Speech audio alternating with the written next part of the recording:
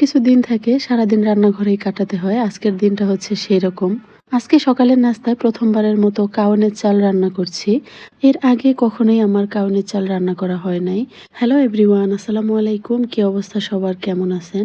বরাবরের মতো চলে আসলাম নতুন আরেকটি ভিডিও নিয়ে। আজকে হচ্ছে কাউনের চালের ঝাউ রান্না করছি। এটা খেতে নাকি ভীষণ মজা, তো আজকে টেস্ট করার পালা। তো এগুলো কি দিয়ে খায় সেটাও জানি না। আমি সাথে হচ্ছে ডিম সিদ্ধ করে নিয়েছি।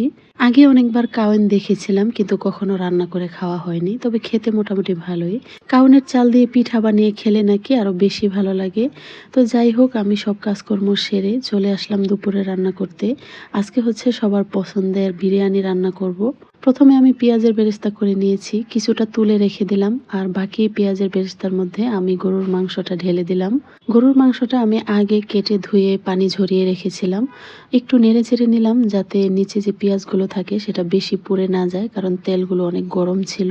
প্রথমে আমি দিয়ে দিলাম আদা রসুন পেস্ট, বাদাম বাটা। এখানে দুই ধরনের বাদাম আছে, কাজু বাদাম আর হচ্ছে চীনা বাদাম। দিয়ে দিব জিরা আর পেঁয়াজ একসাথে বাটা, পরিমাণ মতো লবণ, ঝালের জন্য সামান্য শুকনো মরিচের গুঁড়া আর ধনিয়ার গুঁড়া। এখন হচ্ছে আমি রাঁধুনি রেডি মিক্সের বিরিয়ানি মশলার পুরোটা দিয়ে দিলাম। আর দিয়ে দিলাম হচ্ছে টক দই। টক দইটা আমি গুঁড়া দুধ দিয়ে ঘরেই বানিয়ে নিয়েছি। সবকিছু একসাথে আমি খুব সুন্দর করে অনেক সময় ধরে মেখে নিব। আজকে আমি 1 কেজি গরুর মাংস দিয়ে বিরিয়ানি রান্না করছি। তো আমি ভালো মতো মেখে নিয়েছি। এখন হচ্ছে কিছুক্ষণ রেস্টে রেখে দিব। প্রায় আধা ঘন্টার মতো রেখে দিয়েছিলাম। এখন হচ্ছে আমি চুলায় বসিয়ে দিলাম। বিরিয়ানি আমাদের বাসার সবার খুব পছন্দ, তাই আজকে ভাবলাম পরিবারের সবার পছন্দের মজার একটি বিরিয়ানি রান্না করি। বিরিয়ানি এমন একটা খাবার যেটা সামনে থাকলে পেট ভরা থাকলেও কিন্তু খেতে ইচ্ছে করে। বেশ অনেকক্ষণ ধরে আমি মাংসটা কষিয়ে নিয়েছি। এখন হচ্ছে প্রেসার কুকারে দিয়ে দিলাম, 2টা সিটি দিয়ে নিব। বিরিয়ানি রান্না করতে খুব বেশি একটা সময় লাগে না, রান্নাটাও বেশ সহজ।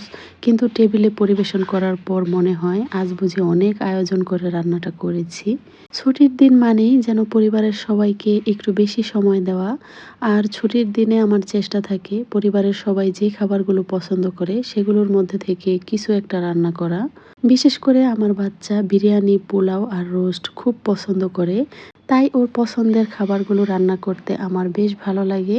এদিকে আমি আলাদা করে পোলাও রান্না করে নিয়েছি। পোলাওটা 70% সেদ্ধ হওয়ার পরে আমি হচ্ছে মাংস ঢেলে দিলাম।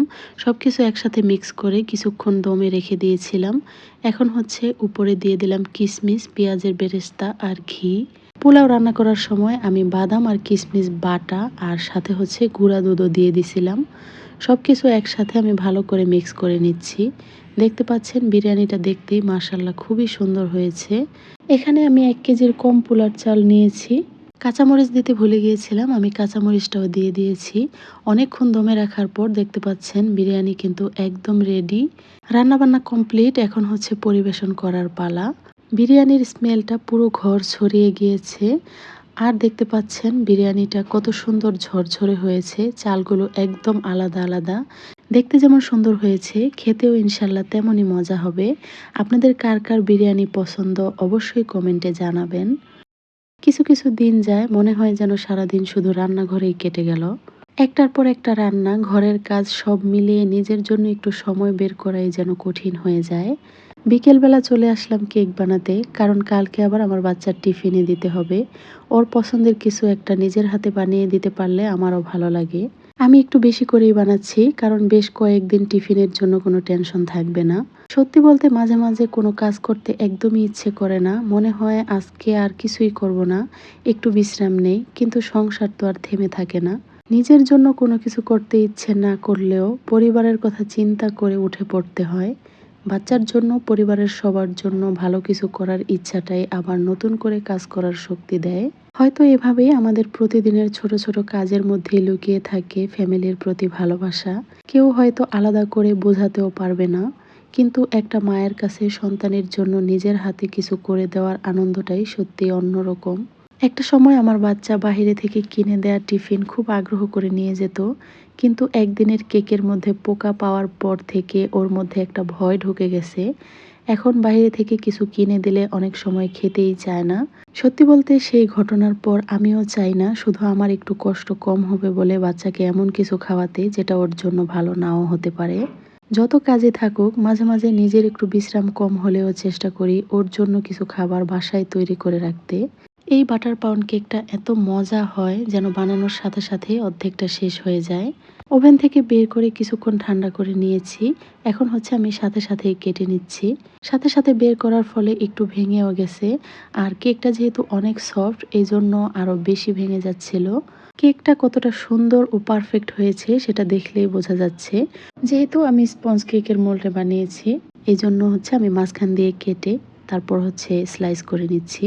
আমার বাচ্চা যেহেতু মর্নিং ক্লাস তাই আমি চেষ্টা করি রাতেই পরের দিনের সবকিছু গুছিয়ে রেখে দিতে।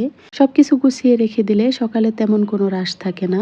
সকালে ঘুম থেকে উঠে শুধু বাচ্চাকে তৈরি করে দিতে পারি আর আমিও একটু রিল্যাক্সে থাকতে পারি। তো যাই হোক, আজকের ভিডিওটি আপনাদের কাছে কেমন লাগলো অবশ্যই কমেন্টে জানাবেন। ভালো লাগলে ফ্রেন্ডস অ্যান্ড ফ্যামিলির সাথে শেয়ার করতে ভুলবেন না। তো সবাই ভালো থাকবেন। আল্লাহ হাফিজ।